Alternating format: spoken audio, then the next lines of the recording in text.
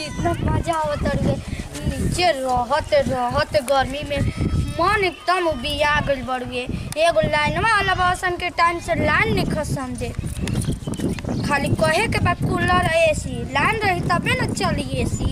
भगवान कितना एसी चलाओ तो अब तो हम जाए वाला नहीं कि खाना बनो चाहे मत बनो।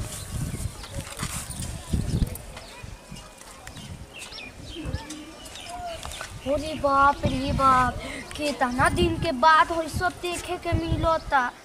कबो ऐसा मरद बउए कि हमरा कबो छत पे ना चढ़े दी, ना बहरी निकले दी, ना कोई से बात करे दी।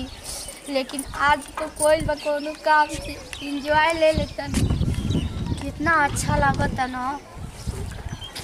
तनी और घूम नीचे जाके घूमती तो तनी और इंजॉय मिली। कोई बात ना, छते पर इंजॉय ले लेता। अरे बाप रे बाप, हम लड़का कितना क्यूट लगता। कैसे ओकरा के पटा ली। हाय हेलो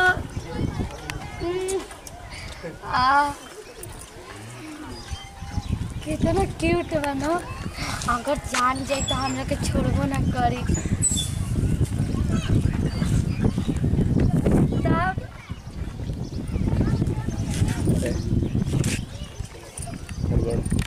जाते हैं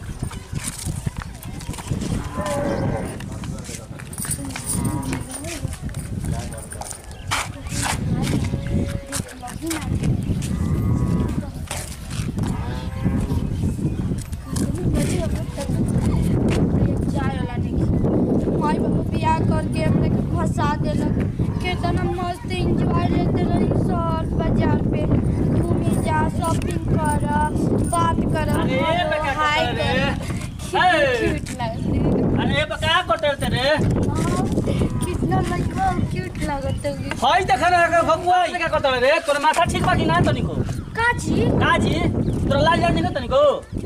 लाज बतावे तो सर पे पल्लू ले ले बानी। आई तोरे हम नीचे कबले खोले तानी आ कि भाई हो घर में देखतनी, हे घर में देखतनी आ तोर पता लगत कि हे नहीं स्टाइल बड़े ऊ का करतनी जी? का करतनी जी? कुछ तो नहीं। तोरा के नीचे हमार रूम में खोले त एक हाथ रे का करतनी जी? अब तो नीचे में तो राही रौरा के देखलन तबे तो ऊपर आइलन। त ते ऊपर का करैल हड़े? का करे घूमे खातिर ना? काहे घूमे खातिर हड़े ते? तो ऐसे का झजुआ के बोलत? काहे ना झजुआ? है सब टोला में देखत त शिकायत करे कि ना हमार कि पपुआ पर छत चढ़ लिया? माने के का शिकायत करी लो?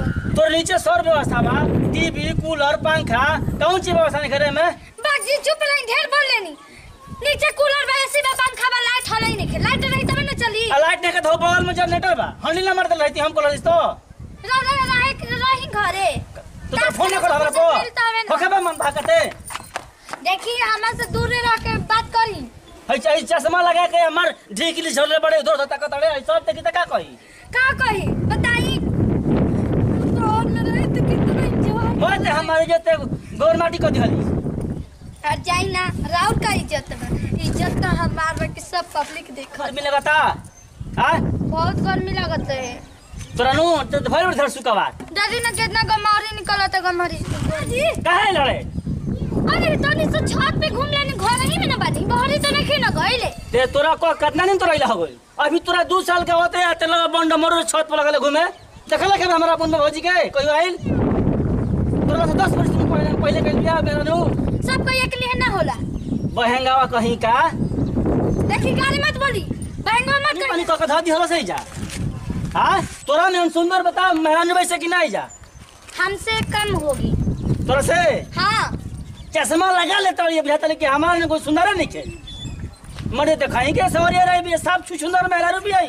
देखी ढेर ना बोली हमरा के छुछुंदर में त काहे के लेके आई रही? काहे के छत पे लड़े? काहे के छुछुंदर नहीं त काहे के हमरा के पसंद कर ले रही ना? कोई सी तोरा 10 मिनट ना बर्दाश्त तोरा घरा में जरा बर्दाश्त करके देखी ना 2 मिनट बुझा जाता। तोनी को अगर सर्दी खांसी होता तो कह दे कि 9 बजे रात खा जाए, दिन में जाई तो कोई हमरा के देख ली।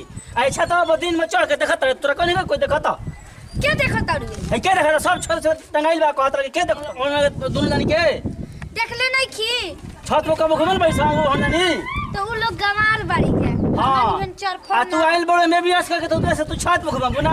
आईटीआई कइले बानी पता नहीं बिया करे के बेरी सुनिस नु बिया करे के बेरी कितना हमरा बड़ाई भरे कि भाई पपुआ के मैं इतना स्मार्ट आइल बिया स्मार्ट तू कह के मैं गवर कर दियलु छत पर सबके दिखा दियलु हम तारे कला जवाई आ तू घूमटा उठा के दिखाओ चलो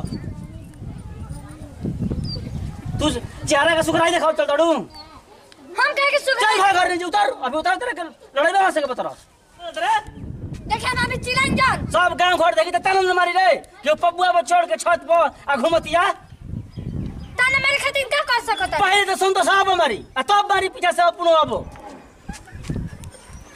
ठीक ही झोले बड़े लगा ले तो चश्मा बुझा तक कि कठोत लगोले बड़ी अच्छा नहीं खिला गते तो को लगाता छड़े सब शिकायत करी शहर पे तो लगावत रही ना जाता नहीं भाई अल्लाह मत कर चल भाई उतार नीचे चले पप्पू भैया तनी ई हंसी खुशी वाला कॉमेडी बनौनी है जा एकरा के लाइक करी सब्सक्राइब करी आ कमेंट में लिख के बताई कि भैया वीडियो कैसा लागल और बाकी हमारे बताइए अंजू जी नमस्कार प्रणाम हम बानी अंजू सगम अभी ना कॉमेडी वीडियो रहा मस्ती वीडियो रहा रौरा सबके हंसे खातिर ऐसे भी ना करे के चाहिए कि आगे के पालन करे के चाहिए सास ससुर के बूढ़ बुजुर्ग के ही ना कि नहीं तो छत पे एंजॉय करी गलत बात बा जैसे लोग कहे वैसे चले के चाहिए अगर वीडियो अच्छा लगे तो दिल से लाइक करी शेयर करी और कमेंट बॉक्स में जरूर लिख के बताएं कि वीडियो कैसा लागल अगले वीडियो में फिर से मिल जाए नमस्कार प्रणाम।